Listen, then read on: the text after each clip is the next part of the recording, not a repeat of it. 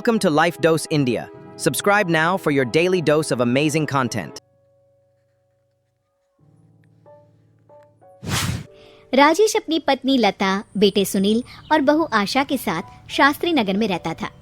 आशा अपने सास ससुर के साथ बिल्कुल भी अच्छा बर्ताव नहीं करती थी। एक दिन, बहू, मेरी ये छड़ी टूट गई है, चलने में बड़ी परेशानी होती है, तो सुनील से कहकर नई छड़ी बनवा देना। सासू माँ, एक तो इतने खर्चे होते हैं और ऊपर से आपकी ये छड़ी खरीदने निकलेंगे तो 1-1.5 से तो कम की तो आएगी नहीं। और वैसे भी आपको कहीं आना जाना तो होता नहीं, इस टूटी हुई छड़ी से ही काम चला लीजिए, इसकी मरम्मत करवा देते हैं। आशा वहाँ से चली जाती है। तभी उनके पति राजेश जी वहाँ आ जाते हैं। तुम क्यों झूठी उम्मीद बांधती हो अपनी बहू से? लता, इतने सालों में इसने कभी भी हमारा सम्मान नहीं किया, आज क्या करेगी? तभी वहाँ उनका पोता रोहित आ जाता है।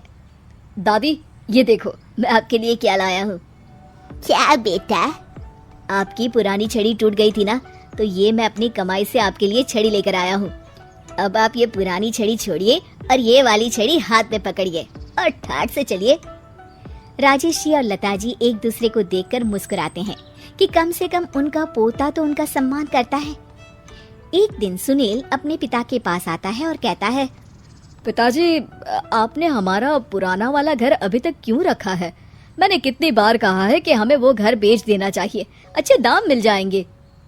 मैं भी तो कितनी बार कह चुका हूँ कि वो घर मेरे जीते जी नहीं बिक सकता, वो हमारा पुश्तैनी घर है। ओफो पिताजी, कब तक इन पुश्तैनी घर को संभाल के रखेंगे? अब छोड़ भी दीजिए मोह माया, आपके पूजा पाठ के दिन है, कहाँ आप एक घर के मोह में लगे हुए हैं। घर का मोह नहीं है बेटा, कुछ चंद यादें हैं, उनका मोह है, पर तुम ये बात नहीं समझोगे। आपसे तो बात करना ही बेकार है। लता जी और राजेश जी अपने बहू बेटे के इस दुर्व्यवहार से बहुत दुखी होते हैं। उनके बहू बेटे उनके साथ दुश्मनों जैसा बर्ताव करते थे। एक दिन जब रोहित घर आया तो देखता है कि उसकी माँ आशा अपनी सास को भला बुरा कह रही होती है।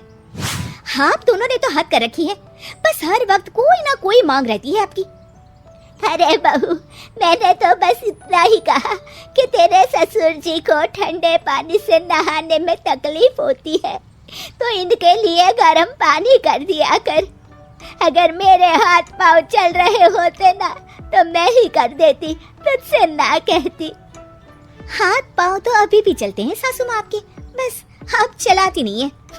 क्या मैं नहीं जानती कि ये सब नाटक है आपका, ताकि सारा काम मुझे ही करना पड़े।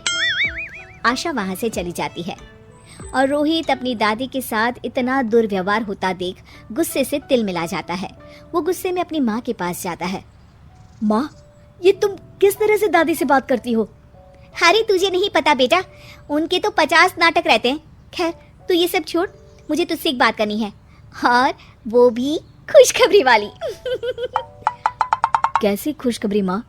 अरे तेरे पिताजी ने अपनी दोस्त की बेटी मेघा से तेरा रिश्ता तय कर दिया है। क्या मेघा से? माँ, पर हम तो बहुत अच्छे दोस्त हैं, मेघा से शादी का तो मैंने कभी सोचा भी नहीं। अरे नहीं सोचा तो अब सोच लेना। रोहित और मेघा बाहर एक दूसरे से मिलते हैं और बातें कर रहे होते हैं। मेघा, मुझे पता है कि हम दोनों की शादी होने वाली है, पर मैं तुम्हें एक बात अभी से बता देना चाहता हूँ। क्या रोहित? यही कि मेरी माँ एक अच्छी सास नहीं बनेगी, क्योंकि वो एक अच्छी बहू नहीं है। पर रोहित, आंटी को तो मैं बचपन से जानती हूँ, वो तो बहुत अच्छे स्वभाव की हैं। वो स्वभाव पता नहीं मेरे दादा दादी जी के लिए क्यों नहीं दिखता, उन्हें तो वो हर वक्त बुरा भला ही कहती रहती है।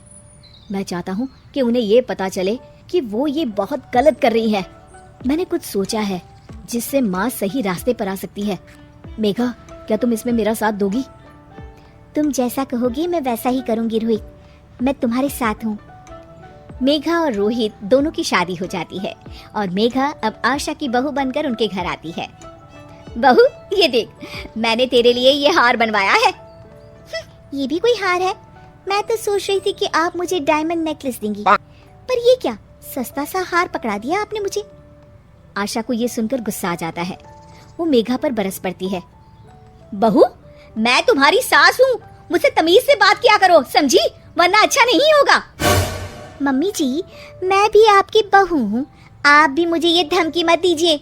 मेरे पिताजी वकील हैं, अगर आपने मुझ पर कोई भी अत्याचार किया ना, बस एक ही बारी में अंदर करवा दूंगी। हाँ। मेघा रोहित की तरफ देखकर मुस्कुराती है। लता जी और रमेश जी देखते रह जाते हैं। मेघा कैसे अपनी सास को उन्हीं की भाषा में उनकी गलती का एहसास दिलाती है, जानने के लिए देखिए जैसे को तैसा पार्ट 2। Thanks for watching.